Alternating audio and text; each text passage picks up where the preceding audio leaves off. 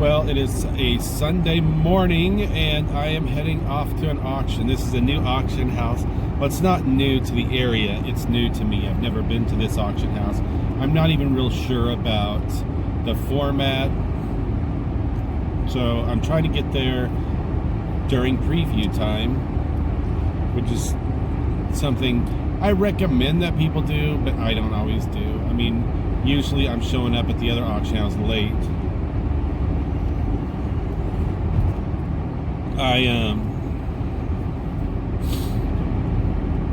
Because I'm working, you know, it's, even though that is part of my job, it's really more of an outing for me on Friday nights. It's my form of entertainment, but it also makes me money. Especially now in the wintertime, they've changed their hours on Fridays to start at 4:30, and I don't close the store till 5. What is this going on here? Man, I could have done better getting up this morning. But anyway, I typically get there sometimes as late as 5:30. Some things I've missed out on that I was interested in because of my lateness. But I'll preview the tables that haven't come up yet when I get there.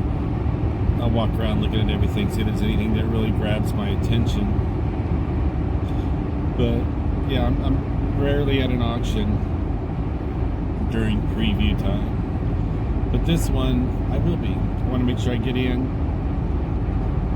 Well, the other thing too, at the other auction house, I have a dedicated bidder card, bid number, so I don't have to go through that process of registering for the auction and getting my number assigned and all that. This one I'm new to, so I will have to be like everybody else and go through the stand in line or queue for those that are across the pond that might be watching. But I'll go through the registration process. That's something that if you have never been to an auction, there is that whole thing where you have to go get in line and get your give them all your information and get a number. That's how they attach the items that you bid on to you, is by your bid number. So, and I'm gonna be looking at the items. That's the preview period, and that's kind of, you know, when we run our auction, that's why we actually have, you know, yes, everything's online, but the reason we have a storefront and we have hours of operation, not just for pickup, but we also give that, you know, that entire, you know, 4 days. Is that right? Friday, Saturday. Well, Saturday, Sunday, Monday, Tuesday, Wednesday, 5 days. It gives you that 5 days prior to the items closing to come in, take a look, look at the quality or lack thereof, to give you a better determination how much you're willing to bid on an item. But yeah, so we did finally have one customer that we banned from our auction. Denied. It really got to a point, and I probably wouldn't have initially, because one of the driving factors that made me say, you know what, yeah, it's not just our auction that she does this to, but we have an individual that was constantly complaining about the items they won and wanted them reversed off of her invoice. And technically we wouldn't have to, because items are sold as is, with the exception of electronics, that they have until have the following week to test them out. And even then we're pretty lenient on that. But the individual never came in to preview the items. We do a pretty good job at showing the details, any flaws that might be with it, and just outline it all through, whether it be through pictures or words in the description. And I want to say it was at least 2, maybe 3 or 4 items that this individual had returned. And we get notifications on bidders. One thing about the system is it's a network of auctioneers, auction houses across the country, and you can deny people, and what that does is it lowers their score. And basically what happens is every bidder has a score. You start with 0, and you can go up or you can go into the negatives. If someone starts making a downturn or drops down into the negatives, they can bid at your auction, but it notifies us as the auction house that we need to approve whether we're going to, it basically requests whether we're going to approve that bidder to continue bidding on our auction. If we decline, their bids, their pending bids, which is exactly what they are, is pending, are removed, and the bidder goes on their way. Maybe try out the next auction. But this notification had come in, and I looked at what had driven them, because I recognized the name right away, what had driven them to get the negative score, and it was because of constantly complaining of products and wanting chargebacks on the items that they had won. So I went ahead and declined the individual for the exact same reason, because we had experienced the same thing. That doesn't mean that if everybody comes and talks or gets that, everyone that we get that notification from is that we don't decline.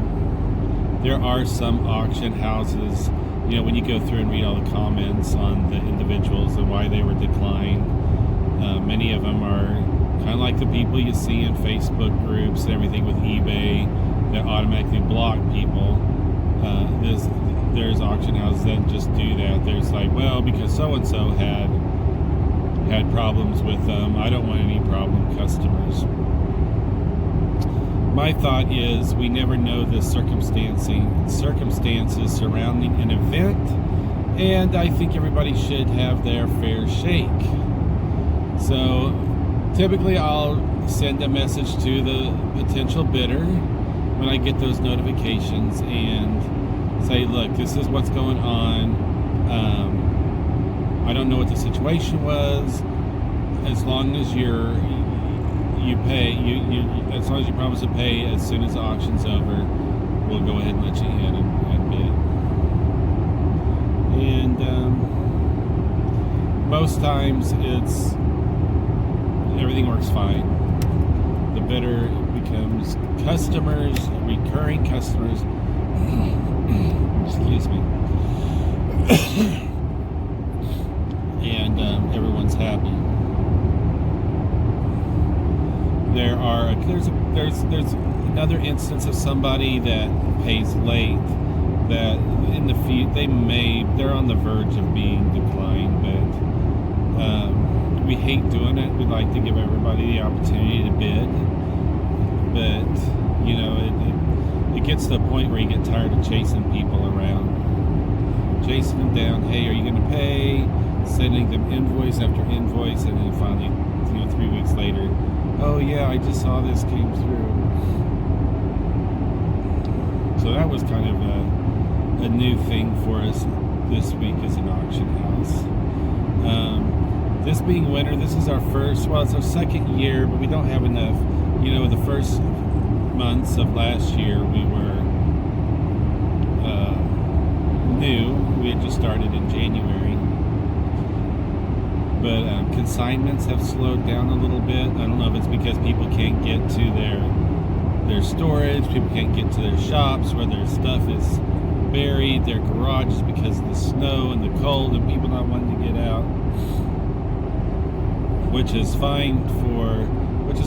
It's but that means I'm gonna have to source more. So you've seen the last few videos, Kat and I going and hitting sales,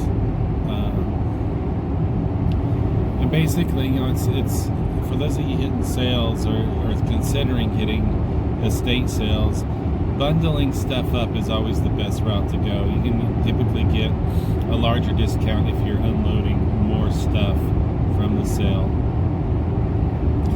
Today there's a sale that's going 8 to 8, but the auction starts at 10, preview at 9, so I got about 16 minutes to get there to take a look at everything.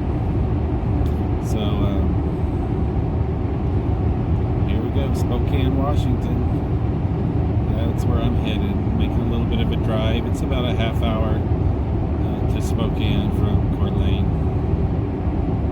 It won't be long until it's all connected. There's Coeur d'Alene, Post Falls, Liberty Lake, Spokane Valley. Anything else exciting? Oh, I finally saw the car. I had a little bitty die cast. For a while, I was trying to get all my average sales up. I think the overall average is still pretty good. In my other store, I started selling the vintage Playboys, and those are selling, but they're just cheap. They're not bringing much revenue. The only upside to those is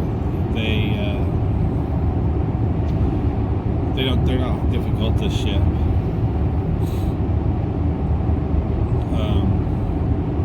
But some pretty good, decent sale. I sold that's I don't know if you guys saw or if I talked about it. I sold the Skylight last week.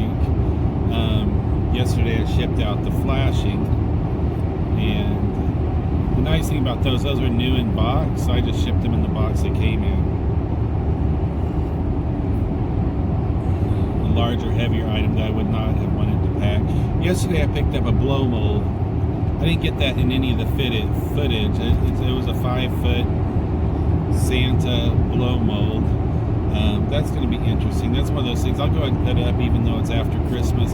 I've sold, last year when I was selling those Christmas houses, I was selling Christmas houses for my asking price without dropping all the way through January. So if you have some Christmas stuff that you're planning on selling or you got late, go ahead and put it on and give it a shot. Christmas is still being purchased.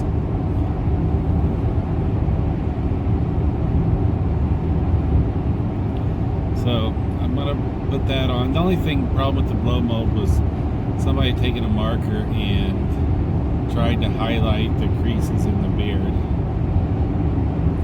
I don't know how it would look at night. Maybe it helped. But anyway, I'm gonna I may or may not get any footage inside the auction house. I don't know.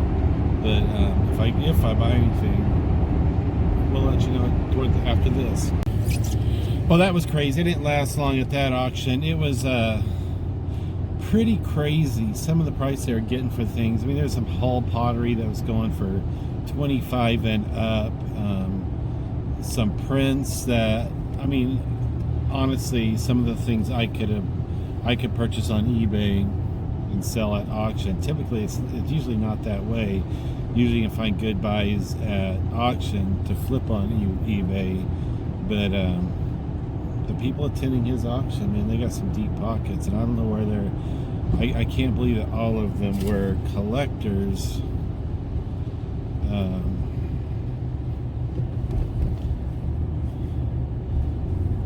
So if people are being able to flip this stuff and make some money, either they have high dollar clientele or, man, I don't even know.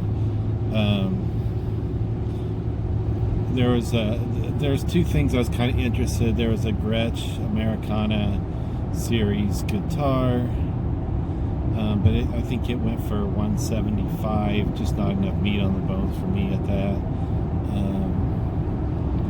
if you owned a guitar or a music store, that would have been a good buy. The Michael Jackson autograph Thriller with letter of authenticity. I mean, it's really valued at about $1,600. I just wasn't willing to go 8 on it. I felt that it was in pretty decent condition, but yeah, it was just a little bit more than I was willing to go. To figure, I don't know. What do you think? 800 for autograph Michael Jackson. Bronze. I mean, it just seemed like everything was right at the high end of retail, which is typically not things I have experienced with auction. That's where I want my auction to be, right there. So anyway, I'm off to an estate sale. We'll see if I get anything there. Well, I got back from hitting that estate sale, and it was interesting. There's some folks that do house cleanouts, and they're selling all the stuff that they get out of those house cleanouts. I think the wife is planning on opening some sort of shop there, but I didn't leave empty-handed. I'll show you what I paid. I paid $30 for all the stuff that I've got here, and yeah, let's just get right into it. Okay, so I did end up going to an estate sale. I guess I just said that. This is what I picked up. Picked up these 4 axe and hatchets. The only one, when you're looking at these, look for markings on them, the manufacturer. This Norland right here, that's the only one that I saw that actually did have the stamp on it. Unfortunately, you can see that corner is broken. In decent condition, I'm thinking they're about $50-$60 a piece, as is probably $15 to $20 range. There's that saddlebag for Schwinn bike, a little bit rough condition. I'll probably hit that with some polish just to clean it up a little bit. I'm thinking about $15 for that. The gas cans, these cans can go anywhere for the 2.5 gallons, anywhere from 15 upwards to 35 on the high end, plus shipping. So I think I did okay on that. And I got this big giant ice hook, logging hook. I always get confused with it's a big piece, but it's in pretty decent condition. Anyway, like I said, I didn't do too well at auction. It was a new auction I was trying out. Everything there was high end, and a lot of the stuff there was just, it was going full-blown retail. But I did end up stopping at that sale, and these are the items I picked up for $30. Anyway, with all the stuff that I pick up, hopefully it just opens your eyes a little bit to different types of products that you can source to sell online or through local marketplaces, Facebook, wherever. But yeah, that's about it. Just kind of trying to continue these vlogs on a regular basis. I'm trying daily, but it doesn't seem like I'm getting them out. Just to kind of keep y'all attuned to what I'm doing and how things are going. Y'all have a great day.